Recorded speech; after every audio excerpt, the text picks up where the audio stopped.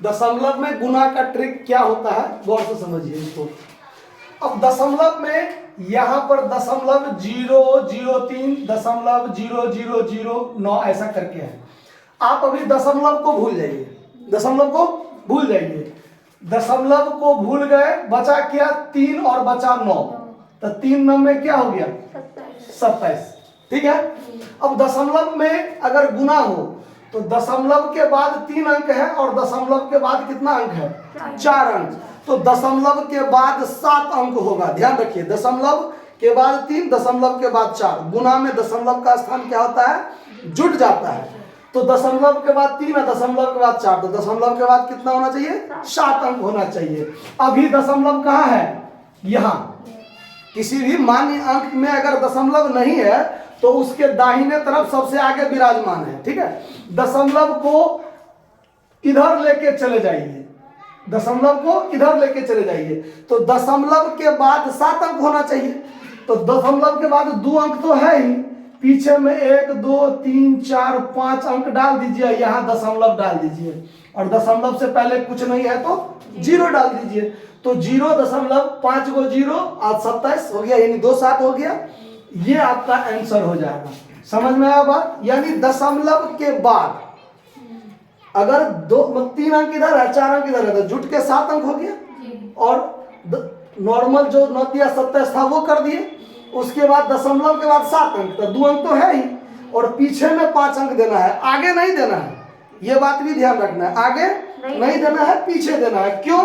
तो दशमलव के बाद किसी मान्य अंक के बाद अगर हम कितनों 0 यहां से लेकर दरभंगा पटना तक डाल देंगे तो इस 0 का कोई इज्जत महत्व नहीं है। इसीलिए दशमलव में मान्य अंक से पहले दशमलव होना चाहिए, न कि बाद में।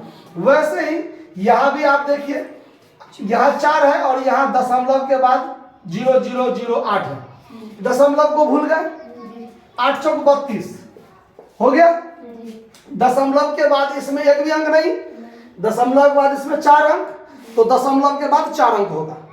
तो दशमलव अभी यहां है, तो दशमलव के बाद होगा 4 अंक, पहले क्या हो नहीं हो उससे कोई मतलब नहीं, दशमलव के बाद होना चाहिए। तो दशमलव को यहां से उठा के इधर लेके आ जाएंगे, 2 अंक है ही, 1 2, और यहां दशमलव कर दिए, दशमलव से पहले तो कुछ होगा नहीं। तो दशमलव के बाद 4 अंक, 2 अंक तो था ही, 2 0 डाल दीजिए पीछे में, दशमलव 0032 आंसर। क्लियर?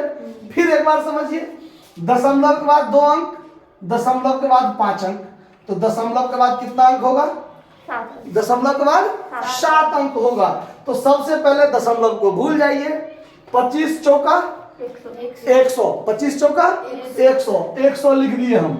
तो दशमलव तो अभी यहाँ है नहीं है, मतलब आगे में है ना। और दशमलव के बाद 7 अंक होना चाहिए। तो 1 2 3 अंक तो है ही, 4 0 और दीजिए, 1 2 3 4 और यहाँ दे दीजिए, तो दशमलव उठ के यहाँ आ गया ना। दशमलव यहाँ आ गया और यहाँ 0 हो गया। तो कहने का मतलब दशमलव के बाद कितना अंक हो गया, 4 और 3 7 हो गया। अब यहां देखिए, 1 के बाद हम अब ये बोले हैं आपको कि 0 का कोई महत्व नहीं है, तो या तो ये लिखिए, चाहे 0.0001 लिख दीजिए, और ये 2 0 को काट कर हटा दीजिए, आपका आंसर ये हो जाएगा। क्लियर?